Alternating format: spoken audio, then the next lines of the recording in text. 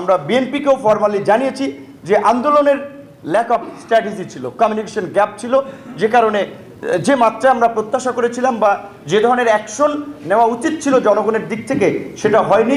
So এইটা find out করে নেক্সটে আমরা এগিয়ে যাব। সরি টু সে অ্যাগ্রেসিভ হচ্ছে তো ল্যাঙ্গুয়েজটা, বাট জাতীয় পার্টি একটা জাতীয় অভিশাপ। আজকে এই ভাগ বাটোয়ারা নির্বাচনে জাতীয় পার্টির মতো যারা গিয়েছে উচ্ছিষ্টভোগী দালালরা সামাজিকভাবে বর্জন করে পরবর্তীতে যেন কেউ ন্যাশনাল স্বার্থে যেন বিক্রে না করতে পারে, আমাদের এদেরকে সামাজিকভাবেও বর্জন করা উচিত।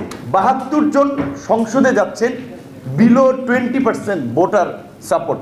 শেখ হাসিনার সাজানো ছকের কোনো নির্বাচন হবে, সেখানে যে তাকে সিগন্যাল দেবে সে এমপি হবে, এই ধরনের নির্বাচন আমরা চাই না।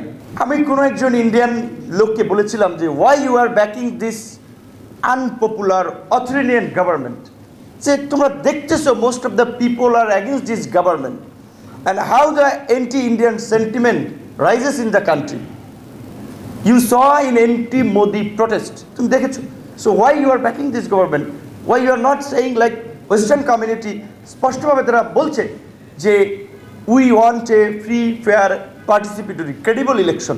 তো তোমরা এরকম একটা লাইন বলো যে আমরা অবাধ, সুষ্ঠু ও নিরপেক্ষ নির্বাচন চাই। এইটা তো বিএনপির পক্ষে না, আওয়ামী লীগের বিরুদ্ধেও না। এরকম একটা লাইন বলো। বলছে যে আমরা এইভাবে স্পষ্টভাবে তো রাজনৈতিকভাবে বাংলাদেশে হস্তক্ষেপ করি না। এইটা একটা ভণ্ডামি, প্রতারণার উত্তর না? তারা 14 সালে করেছে না প্রকাশ্যে। জিএম কাদের সাহেব আপনার কিছুদিন আগে ইন্ডিয়া গিয়ে কী বলেছে, মুখে তালা মেরেছিল যে আমার ইন্ডিয়ান দাদা বাবুরা বলেছে আমি বলতে পারবো না, সো আমি আর বলতে পারবো না। তো এই জাতীয় পার্টি অ্যান্ড আদার্স যারা বিট্রেয়ার ছিল। দ্বিতীয়ত, এটা এক ভাই বলেছিলেন, লালা ভাই বলেছিলেন, দ্যাট ওয়াজ দ্য রিয়েলিটি, যে অনস আপন এ টাইম, লাইক যদি আমরা ধরি ওবামা প্রশাসন কিংবা তার আগে ইউরোপ, আমেরিকা ভারতকে বাংলাদেশের ঠিকাদারি দিয়েছিল যে তারা এটা ম্যানেজমেন্ট করবে। এখন ভারতের ভূমিকাটা স্পষ্টত একটা দখলদার রাষ্ট্রে তারা বাংলাদেশে যে আধিপত্যবাদ বলেন, সম্প্রসারণবাদ যেটা করতেছে, এটা স্পষ্টতই বাংলাদেশের স্বাধীনতা, সার্বভৌমত্বকে বিপন্ন করা, এবং সেটা শেখ হাসিনার সরকারকে ব্যবহার করে করছে। কাজেই শেখ হাসিনার এই ফ্যাসিবাদের বিরুদ্ধে লড়াইয়ের পাশাপাশি আমাদেরকে মনে রাখতে হচ্ছে যে আমাদের একটা giant neighbour, they are not favour to us, তারা আমাদের পক্ষে না। সো সেই ক্ষেত্রে হ্যাঁ, যাদের ইন্ডিয়ান ফ্রেন্ডস আছে, কানেকশন আছে, আমরা একমত। আমরা এত বড় একটা প্রতিবেশীর সাথে বৈপরীত্য সম্পর্ক রেখে বিরূপ সম্পর্ক আমরা রাখতে চাই না। আমরা একটা ফ্রেন্ডশিপ চাই, সেটা হতে হবে দুদেশের জনগণের ন্যায্যতা, দুদেশের জনগণের চাওয়া পাওয়া এবং মর্যাদার ভিত্তিতে। এই মেসেজটা আপনারা দেন, না হলে মালদ্বীপের মতো আমাদেরও এখানে পরিষ্কারভাবে আগামীর আন্দোলনের স্লোগানে ভারতীয় আধিপত্যবাদ হটাও স্লোগান তুলে জনগণকে ঐক্যবদ্ধ করতে হবে ন্যাশনাল ইন্টারেস্টের জায়গা থেকে, স্বাধীনতা, সার্বভৌমত্ব রক্ষার জায়গা থেকে। সর্বশেষ যেই কথাটি আমি বলে শেষ করব, সেটি হচ্ছে যে আজকে বিএনপির মহাসচিব মির্জা ফখরুল ইসলাম আলমগীরের মতো একজন ডিসেন্ট পলিটিশিয়ান, এটা পরিষ্কার বলতে হবে যে বর্তমানে বড় বড় পার্টিগুলোর মধ্যে তার মতো আছে, খুব রেয়ার। যেটা এক ভাই বলেছিলেন যে বিএনপির ফার্স্ট গভর্নমেন্টে বেগম খালেদা জিয়াকে বোঝানো গিয়েছিল, তখন আইনজীবীদের নেতা ছিলেন কাজী গোলাম মাহবুব, যে এই যে বিচারক নিয়োগ দেওয়া হয়েছে এটা কোর্টের রীতিনীতি ভায়োলেট করা হয়েছে, আপনি এটা বাতিল করেন। আইনজীবীদের কথা খালেদা জিয়া শুনেছিল। আজকে কোনো আইনজীবীর গার্ডস আছে শেখ হাসিনাকে বলতে পারবে যে আপনি যে প্রধান বিচারপতিকে গোয়েন্দা সংস্থা দিয়ে কিল ঘুষি মাইরা প্লেনে চড়িয়ে দেশের বাইরে পাঠাতে চাচ্ছেন, এটা তো বাংলাদেশের ইতিহাসে একটা কলঙ্ক। কোনো আইনজীবীর শাহজাহানগরের মতো হ্যাডাম আছে, শাহজাহানের মতো হ্যাডাম দিয়ে নৌকা নিয়েছিল, আর তারা হ্যাডাম দিয়ে বলতে পারবে যে না এইটা দেশের বিচার বিভাগের প্রশ্ন? তারা বলতে পারবে না।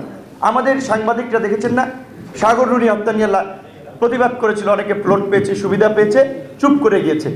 বিএনপির সমাবেশে নাকি সাংবাদিকরা লাঞ্ছিত হয়েছে, তার জন্য দেখলাম বেশ কিছু তথাকথিত সাংবাদিক নেতারা, মানে সাংবাদিক কমিউনিটি কিভাবে আন্দোলনের বিরুদ্ধে লেলিয়ে দেওয়া যায় সেজন্য প্রেস ক্লাবের সামনে কথা বলেছে। অথচ এই 15 বছরে, এই প্রায় এই 1.5 দশকে অন্তত পক্ষে শতাধিক সাংবাদিক হত্যাকাণ্ডের শিকার হয়েছে। একটা ঘটনারও, চাঞ্চল্যকর ঘটনার বিচার হয়নি। সাংবাদিক বলেন, আইনজীবী বলেন, কোনো কমিউনিটি এখন নিরাপদ নয়। আজকে মির্জা ফখরুল ইসলাম আলমগীর যে পত্রিকা পড়লাম, তার 5 কেজি না 6 কেজি ওজন কমেছে। তখন মান্না ভাই, মঈন সাহের মতো লোক জামাল হায়দারের মতো লোক, তারা কি এখন আমাদের মতো আন্দোলন সংগ্রাম ঢেলাঢেলি দাওয়া পাল্টা দেওয়া করতে পারবে? এটা পারবে না। তারা আমাদেরকে একটা পরামর্শ দিতে পারবে, গাইড দিতে পারবে, কিন্তু আমাদের মাথা থেকে যদি এই পরামর্শের এই সাথীটা যদি সরিয়ে ফেলে, যেটা মির্জা ফখরুল ইসলাম আলমগীর, আমির খসরু মাহমুদ সাহেব তারা আন্দোলনে সক্রিয় ভূমিকা নিয়েছিলেন বিধায় তাদেরকে জেলে নিয়েছে। সো তাদের মুক্তির বিষয়টাও আন্দোলনের একটা পার্ট। এখানে এখন আর বিএনপি, যেমন একজনে বলেছেন আন্দোলন কোনো বিএনপির নাই, কাজী যে সব জেল কারাবন্দীরা জেলে আছেন তারাও বিএনপির কর্মী না, তারা গণতন্ত্রের সৈনিক। তাদের মুক্তির জন্য আমাদেরকে কথা বলা হবে, কথা বলতে হবে। যাদের উপরে নির্যাতন নিপীড়ন হচ্ছে, ঐক্যবদ্ধভাবে আমাদেরকে এই লড়াই, মুক্তির লড়াই এবং ফ্যাসিবাদের পতনের লড়াই, দুটোকেই চালিয়ে যেতে হবে। তবে অবশ্যই সঠিক কর্মকৌশল, দূরদর্শী সিদ্ধান্ত আমাদের থাকতে হবে। আমি যেটা মনে করি, আমরা এটা ওপেন কথা, এই তথাকথিত ভোটের হার তারা যেটা দেখিয়েছে, সেখানেও ভোটের হার প্রথম বলছে 27, আবার একজন ধাক্কা মাইরা বলে দিয়েছে ওইটা তো 42 ছিল, 40 ছিল, তা আবার সে ফলাফল পাল্টাইছে। আবার ধরেন এই সরকারের ব্যাকআপে যারা সবচেয়ে কাজ করছে, এটা তো পরিষ্কার, এটা রাগঢাক তারা রাখছে না, আমাদের প্রতিবেশী দেশ এবং ওই দেশেরই একেবারে গভর্নমেন্ট লাইনের, বিজেপি লাইনের থিঙ্ক ট্যাঙ্কের হিসেবে যারা কাজ করে, তারা অনেকে আমাদের এই দেশের পত্রিকা ইন্টারভিউ দিয়ে বলছে vote percent was not more than 5 to 7, below 10, এটা বলছে। অনেকে বলছে 2%, 3%। সর্বসাকুল্যে যদি আমরা ধরেও নেই যে অ্যাভারেজ 10% ভোট পড়েছে, তাহলে 90% মানুষ এই ইলেকশন বর্জন করেছে। তো এইটা 7ই জানুয়ারি এই আন্দোলনকারীদের একটা অর্জন, যে আমরা মানুষকে বোঝাতে সক্ষম হয়েছি যে এই সরকার গণতন্ত্রের ঘাতক সরকার, এই সরকার দেশের স্বাধীনতা সার্বভৌমত্বের জন্য হুমকির একটা সরকার। এই সরকার যে একতরফা নির্বাচন করছে, পরিষ্কারভাবে এটা ভারতীয় মদদের একটা নির্বাচন, বাংলাদেশকে একটা ফ্র্যাজাইল স্টেট বলেন বা ব্যর্থ অকার্যকর রাষ্ট্রে পরিণত করার জন্য জনগণ আমাদের সেইটাকে আহ্বান জানিয়েছে। সো এখন আগামীর বাংলাদেশ কী হবে, আমরা কি পদক্ষেপ নেব, সেটা একটা বিষয়। কাইয়ুম ভাই বলেছেন, আমাদের আইনজীবী ফরহাদ ভাই বলেছেন, সুব্রত দা বলেছেন, কাইয়ুম ভাই বলেছেন, এটা রিয়েলিটি যে 71-এর চেয়েও বড় ঘটনা আমাদের এইখানে ছিল না। সেখানেও সবাই এক ব্যানারে হয় নাই, এক প্ল্যাটফর্মে হয় নাই, একইভাবে আন্দোলন করে নাই। আমি মনে করি যে 71-এর চেয়েও এখন আমরা যারা গণতান্ত্রিক আন্দোলন করছি, তাদের মধ্যে ঐক্য সংহতি অনেক স্ট্রং আছে, অনেক স্ট্রং আছে আমি মনে করি। না হলে এই যে আপনার 42টি দল যুগপৎ আন্দোলন করছে, 63টি দল এই সেম আহ্বানে, সেই মোটিভে তো নির্বাচন বর্জন করেছে। সো আমাদের একটা ইউনিটি হয়ে আছে। আমি কাইয়ুম ভাই কিংবা অন্যান্য যারা বা মেজর পলিটিক্যাল পার্টি সিনিয়র লিডাররা যে ডিসিশন নেবেন, তার সাথে একমত যে আপনারা যদি ডিসিশন নেন, মনে করেন যে for the greater sake of country people, সবাই এক ব্যানারে আসা দরকার।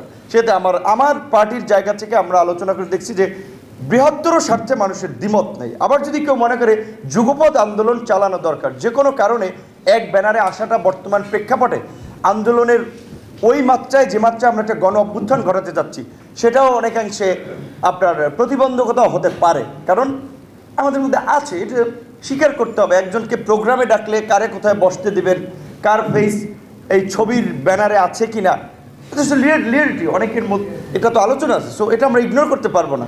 সো সেই দিক থেকে এক ব্যানারে আসাটা একটু ডিফিকাল্ট।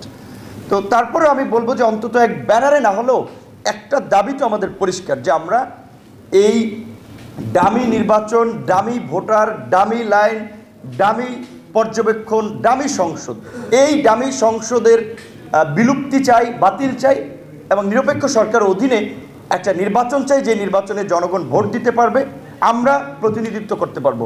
শেখ হাসিনার সাজানো ছকের কোনো নির্বাচন হবে, সেখানে যে তাকে সিগন্যাল দেবে সে এমপি হবে, এই ধরনের নির্বাচন আমরা চাই না। সেই দিক থেকে আমাদের আন্দোলনটা এই একই দাবিতে। সুব্রত দা এটা একটা কথা বলছেন যে একজনে করে বিকালে, একজনে করে সকালে, এইটার একটা কোঅর্ডিনেশন আনা যায়। ফর এক্সাম্পল, এবি পার্টি তার অফিসের সামনে করছে, গণ অধিকার বিজয়নগর পানির ট্যাঙ্কি করছে, করুক, গণতন্ত্র মঞ্চ প্রেস ক্লাবে করছে, কিংবা বিএনপি নয়াপল্টনে। বাট সেম টাইমে যদি করা যায়, সেম কর্মসূচির লাইনটা যদি হয়, সেটা অনেকাংশে হয়েছে। অনেক ঐক্য, এত ডিফারেন্স সত্ত্বেও তো অনেক দূর আমরা এসেছি। তো সেই ক্ষেত্রে আগামী দিনের আন্দোলনের প্রশ্নে আমাদের আরও দুইটা বিষয় আমি মনে করি আমাদের মাথায় রাখা উচিত বা ভাবনায় থাকা দরকার। সবাই ভালো থাকবেন, সুস্থ থাকবেন। আসসালামু আলাইকুম।